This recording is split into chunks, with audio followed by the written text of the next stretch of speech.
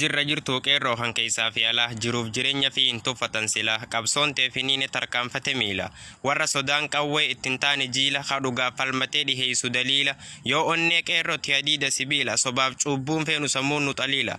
dhugarra jiran dhugarratti duuna borus tahee arra qawween nu hokkisee nu maysu kararra bifti teenya takka nun sehin gaararra soba jalayyaanu dhugaadha deeggarra abbaan fedhe dhufee nu maysu kanarra yaadaan dayman dhugin afaan simmi'aayu lubbuu namaa jeesuun haara galfiin tayu dogongorate oofu jirtu gurguddoota keessa waraana nama jeesutu biyya tasgabbeessa coraasaatu nama malee kun bineensa silaa nama tahee namni salaaleysa nurratti raawwatu gocha suukanneeysa maqaa kee katamne galmee hijaa keessa haadha jalaa jeesi ijoollee naqi aarii manguddoo hiraasii baay'ifadhu abaarii akkitti jirtu kuyyoo sii tahe gaarii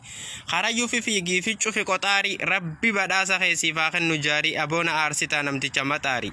wayyaa yaada isaanii yaada nama gowwaa oromoon qawween qabu harki isaa duwwaa ifirraa nun dhoorku nuttiin qabu kuwwaa waraana ramadeen bakka jutti dhoowwa jettee lafaa kaati akka yaada keetiin deeggaruu didan lolaan itti banaa tokkoo lama jeefnaan gadin bahan manaa hidda bilxiginnaa karayyuu raabsinaa humnaan ukkaamsinee akkasi bulchinaa wacanii dachaanumaan fidan garuu hiriirri isaaniitu arrumaa fi baruu akka nafaa yaada duuba yaada akka malee osoo nu hubatin taa'ee nu madaale namuma inni kas ju'uunsantu kalee tokkummaan ol ka'ee itti kaa'ee gaale meeyoo qawween teessan gamtaa teenya caale haa ifirraa baasuu harfedhe utaale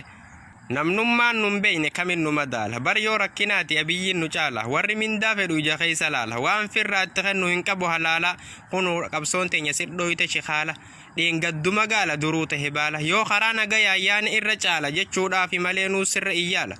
eenyuu ka hidhamuun osoo hin hubanne haada biyyee foota bakkatti caccabxu amma geesse boota nagayan argattootillee maal goota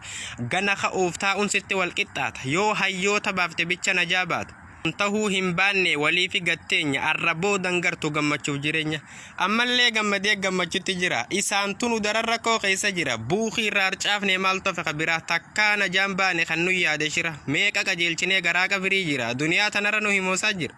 namni nama jeesuu fi hattuu fi faradduu fi sobduun beekee riiban qabu namni nama jeesuu fi hattuu fi faradduu fi sobduun beekee riiban qabu nyaatee dhugee quufee yoo bules agabu takka jireenyi isaa haara galfiin qabu sani wanni bilxiginnaa dhukkubatti tahe ammushkilaa isaanii hin fixu lakkaahee namni shira tatumee yoom tasgabbaahee jireenya jiraata haalli isaaf mijaahee saniif shira isaan nuuxaxa rabbi jala akaahee irra hedduun isaanii saniifuu machaa waan rabbi murteessin isaaniin barraahee takka galman geessu waan fedhe yoo tahe rabbiin hin hongeessu nama dhugaaf bahe abbaan fedhe soba irratti lakkaahee humaa gochuun tolu osoo ofirraa taa'e tanuma saatiifuu mashaqqaa if kaahee